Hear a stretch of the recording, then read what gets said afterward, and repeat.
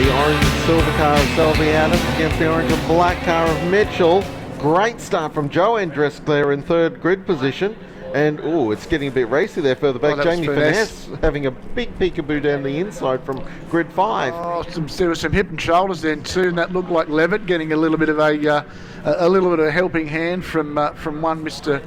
Well, who is that sitting there, Jones? That looks like, is that Mr. No, that's Joe Endrisk there, the other car, the black car. It is, sorry, I'm saying. So he gave him a bit of a, well, let's say he gave him some assistance in line correction. Yeah. Well, geez, he's got some straight line speed. Bearing in mind that this is the car that was used to be raced by a long-time front-runner in HQ Racing, Raymond Connell. Yeah, so and Raymond Connell is here this weekend too. I've seen him this morning. Hi, Raymond. The car's going quite strongly, and in fact, better than strongly, it's now a race leader again. The car knows its way to the front, that is for certain. Have a look, is that Levitt pulling up the outside there? I think it is. Yes, no, Furness, that is. That is Furness. So Levitt and Furness in the middle of this battle as well. Furness is going to take the outside line on the outside of Brock, and there'll be a bit of racing room given here. And French is catching up through the field at the moment. He was the winner of races 1 and 2 yesterday.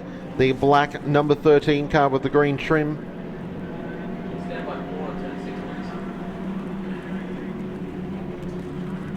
Yeah, Queensland touring cars, the marshalling area, please. Queensland touring cars to the marshalling area, please. And our race leader, he's going to hang on, Jonesy, for his for one lap down under his name. Yep, you just reminded me of the old $50 lap money they had at the Bathurst 1000. As Joe Endrisk crosses the line as a race leader for, I believe, the first time. As Colin Selby Adams tucks in behind Jamie Furness up into third position there after starting out of position 5. Mitchell's been shuffled back into fourth position as Selby Adams sticks the nose. Have a look at Furness though. Yeah. Look at that gap that he has closed. Now he's got the run down the back straight. He'll just pull out. That was the change of direction by Selby Adams then, that he was coming across to cover and realised he couldn't do. Yeah. So we've now got a race leader for the second time in as many laps. Well done. That's a big lock up. Yeah, it was a big lock up, and he got off that. There was contact. Yeah, he had to modulate the brake then to get off it. No, that was Brock Mitchell who just had nose to tail contact with Selby Adams and checked up slightly. It was only a small touch because there's no real damage on either car. The inbuilt ABS system. And here comes Endrisk. Oh, jeez. Outbrakes Mitchell. No, Mitchell had released the pedal and went again. Yeah, Mitchell's had to get out of the throttle to balance it. Now he's going to be wide on the exit of the corner, and he is. Yep. He's lost drive. Cars come back. Now he's had to get out of the throttle, and there's the 4 car in the background. Yeah, Scott Endrisk working his way back through the field. They're also having himself a water-assisted tank slapper coming out of turn 5. Yes, it's amazing how the attitude of the car changes when it loses traction. Yeah. These cars are fairly neutral, Jonesy. They don't push or understeer very much at all, and they don't need to get too much power oversteer either. If you can imagine, not an ample amount of horsepower. It's I tell you what, when they do step out of line on a wet or a loose racetrack underneath them, they're a wild ride. Yeah, there's not a lot of weight in front of the front axle on a HQ Holden, so it helps to balance the cars. So Selby Adams was completely out of it. He got too close to the back end of the Poster Princess car. Yeah, and lost or Princess Poster car. And lost that little bit of aero across the top of the car, which then, believe it or not, aero is crucial to a HQ. I know people don't think that, but they are. Now again, Selby Adams having Cullen under brakes. That was always going to happen. Now if he's got the run here, he has. Yeah, the art of HQ racing here at Queensland Raceway with 4 longish straights is the art of drafting rather than the art of drifting. Yes. Not that drifting is out of place in HQ racing. I tell you what, it's happening very quickly behind, and there it is. He's off again on the outside. Yeah, Mitchell's just been... Well, he was giving Selby Adams room because he was aware that the other car was on his inside there, so he allowed his own car to drift a little bit wide there. Mitchell has some ambitions of that car. He's got a GTS badge in the middle of the grille there. I don't think it's a V8, mind you. Shouldn't be. Yeah. Scott, that's Bruce French actually, who's now in third position. So Bruce French, who won the first 2 races yesterday, had a spin in race 3, lost a lap. There was some contact with other cars, and he's worked his way back through the order in this morning's race, and now he's in 3rd spot. He's doing a great job because I think he's got a very balanced approach to this race. He's taking it one corner at a time. I know that sounds really ridiculous, but he's not looking the overall. He's just working away the lap time, working away the next car in front, getting that gap down, working on it. He's not rushed. He hasn't made a mistake so far. And looking at this stage, we're going to see a good finish for him as he now closes in onto the back of Mitchell. Furness is starting to check out. In fact, I think he is GORNNN. Gone. Well, last time across the line, Jamie Furness recorded a 35.8 lap time in his HQ. Yeah, no one else is in the 36s. Second a bit faster. So, So, second fastest at the moment is Bruce French with a 37.0. So, as I said, he's made the suitable adjustments after the first race, and that car's going to come out it's going to come out of the box like a lit cracker, and that's exactly what happened to it this morning. Yeah, Jamie Furness took no part in yesterday's action. The car was not actually here, so he's had a late start to the weekend, so he hasn't had any practice laps to tune the car to the conditions, and certainly with the amount Imagine the other competitor, James, going, why couldn't he just stay away for today as well?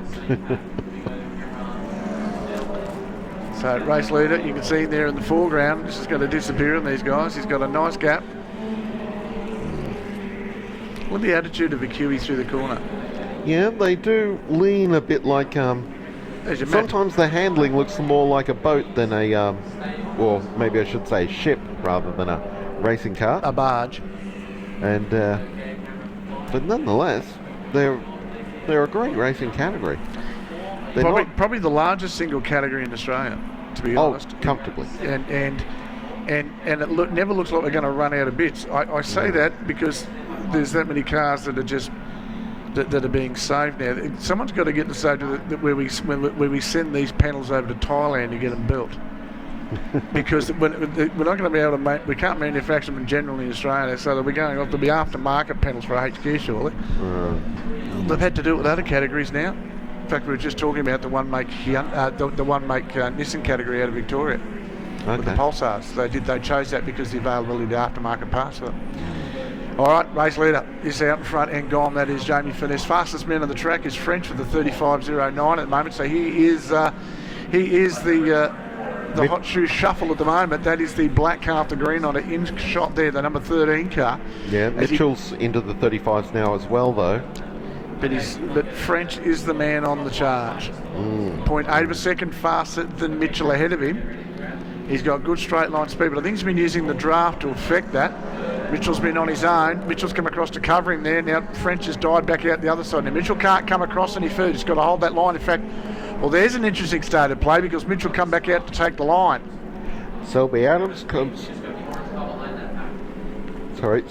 finally through there in 4th position, ahead of Jason Levitt, Joe Andrisk, Montgomery Manchufel, Scott Andrisk, and Steve Tamati rounding out the top 10. Selby Adams there running up the back straight in 4th position. Yeah, he's a little bit off. He's doing 35s as well, 35.7. He's not in the 34s for French that time, man. 34.8. Yeah, he's on a mission. Yeah, that's 0.8 faster than Furness out front, but Furness is 2.2 seconds down the road. So 5 laps left to go. French into second. Yeah, if French can get away here, he might actually be able to gap Furness. Gapping's another thing. Furness realising he's coming and turning up the week again. We won't know. But at the moment, great run here by Mr. French. The car looking absolutely glorious out there with the new paint scheme. I can tell you now that I'm a big fan of matte black and flat black. I love it. Yeah, there's been a bit of that going around in motorsport across the country in the last couple of years, and we've actually seen the variation of Fabian Coulthard across in WA. He's got a flat red car. So just for something a little bit different. As the race leaders come down the Dick Johnson straight here to complete lap number lap 6 of 10. The majority of the field within cooing each other too, Jones, all within the 100-metre mark, really, to be honest. It's a nice tight race at this stage. You can look at this. Mitchell back into second position. So Mitchell and French continuing to swap that second position. Mitchell got a little loose then. French was able to get up the inside. He's going to make him pay for that through turn 2. Yeah. Mitchell's not going to have the line. He wants. He's going to be cramped for a little space onto the back straight, which means that French will have the better momentum. He'll also have the inside running into turn number 3 down the bottom as well. Look at this. Bit of side drafting going on by Mr. French. I'm noticing that Brock Mitchell's car seems to be oversteering a little bit. He's having to do a bit of steering correction on the exit of corners. That can be transfer of weight, Jones. Yeah. It can also be the fact that there's it gets to its point of it and then it just lets go. Initial turn-in's probably nice, but the oversteers probably as the weight transfers on the thing. So it can be a number of reasons. It can be a little bit of just as the effect that the track he can't get everything to fall into place. He might be having a little mid-corner correction as well, which then still changes the transfer. It can be a number of reasons. They are a fairly neutral race car, but I'd say at this stage, 5 laps in, punishing the way they are, they might be starting to get the tyres might be turning a little soft. Yeah. And he might have started with a different pressure state than everyone else. It was just apparent running side by side with Bruce French that Brock was doing it and Bruce wasn't. Yeah, French might have choked him up a little bit on the exit too, which he mightn't have had the run out of the corner, might have to correct it midway through. It wasn't the first time I've noticed that with the number 96 car as well, so it could be the way that Brock's got his car set up, that he just prefers it that way. Something as simple as £1 difference in the tyre make a hell of a difference. We're looking a little bit further back at the field here. Joe Andresk there in 5th position. He's got Jason Levitt tucked in behind him, and then Montgomery, who's a new competitor to the class, but he's going great guns there in 7th position. Look at Levitt now. Levitt has pulled up onto the back of Andresk, and I can tell you, this is a nice. He's got good car speed. Of course, that car. That gets a lot of work done to it by a former competitor in this category, and very much a big hand, and that of course is the man who was fat as, and that is Ian Woodward. Looked after by the guys at Lipke Motors as well, or the paint panel down there out of the Wynnum area. Yes, it's a busy weekend actually for the folks involved with Fat As competition engines. They're racing at 3 different circuits on the eastern seaboard this weekend. Yeah, they are too. Yeah. Oh, we got a car off track there, and sure, it was a white car. Yeah, all white. No, it wasn't Jamie Furness, no. I think it might be Cunnington, actually, the 82 car that might have been, who was parked in the infield. I think you're right. Deep under brakes, Levitt's had him covered. That's a nice drive. Oh, here we go. He's going to get that. That's Montgomery. Gee, that was talk about truck out the anchor really late in the scheme. The TDM construction car of Montgomery. Two laps remaining, Jonesy. As they tip into turn 1. Bruce French holds second at the moment, but Selby Adams has caught this battle. Mitchell's car definitely much looser on the circuit compared to French. Yep. He's done a sterling job. Only man in that. He was 2 seconds faster, or 1.6 seconds faster than anybody else that time round. Finesse. He's the only man still staying in the 35s. Everyone else would roll out to 36s and 37s. He was rear of grid with no practice laps at the start of racing this morning. He's done a million here though. So talk about dial self. Here we go. Here it comes. So Mitchell, French and Selby Adams, that's the battle for second position. Our race leaders heading towards Snake Gully for the final time. It's nearly 4 seconds out of these guys at the moment, so he's really had his head down.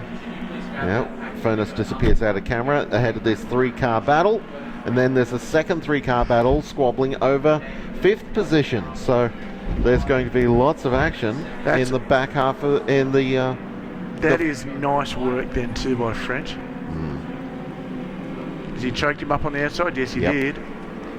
And that allows Selby Adams to climb into 3rd position. Yep. So Mitchell straightens his car up. He's not lost any ground really, because he's still tucked in tight with the draft of Selby Adams. So it's not like he's been dropped off the tail of this group. Mitchell got a very good exit at turn 6 though. So he powers away. Look how much the French has gotten away there. Could be just the combination of maybe Selby Adams didn't get a good exit out of turn 6 at the same time. Last lap, Jonesy, last lap. Mitchell back into 3rd place, got up the inside of Selby Adams into turn 1. So now he can set off after French and rejoin the battle for second. We've got this tremendous dice going on just behind these cars over 5th position between Levitt, Andriski and Mantufel. But here's this battle for 2nd, which has lit up the second half of this race. Selby Adams charging hard after Brock Mitchell in 3rd. What's happened? Oh yes, this Montgomery who's joined into this battle. It's now battling 4 cars over 5th position. Mantufel leads the group at the moment as Montgomery's gone wide. He's gone well out into the boonies. That's Joe Andresk. Oh dear. So all of that good work's gone to nothing as our race leader. Jamie Finesse will come round. He's find himself on the last of the small straightaways before the front straight, and he has streeted these guys. Bruce French has got about a 1 car length gap on Brock Mitchell at the moment. It might be enough to hang on to 2nd position. French sticks it up the inside. Oh, well, it was actually Mitchell. Checkered flag time. Mitchell was having an outside run as Furness comes down to take the checkered flag. There he goes. So Furness wins. 2nd goes to French on the line from Mitchell. Selby Adams tucked right in behind them. The gap between 2nd and 3rd was just not even 0.2 of a second. Battle for 5th comes to the line, and Mantufel's got it from Montgomery and Levitt. Joe Andrisk, who fell off the track at turn 3 on the last lap, comes through in 8th position. We wait for his teammate Scott Andrisk to come through in 9th. Will he get there though? No, Steve Tomarti's pinched him on the line. Steve Tomarti finishes in 9th position. Scott Andriski finishes 10th. There'll be a bit of a gap before Wayne Back comes through in 11th position. Here he is now. And Mark Strachan will be just about the last car home on the lead lap. In fact, the last car running, because Cunnington is parked out there. Actually, I think that was Brandon Madden who might have been parked out there on the circuit. But here's Mark Strachan crossing the line now in 12th position. Cunnington will be a non-finisher, having dropped away on that final lap. And 4 cars didn't make the start of this one. So we'll take a break. We'll be back.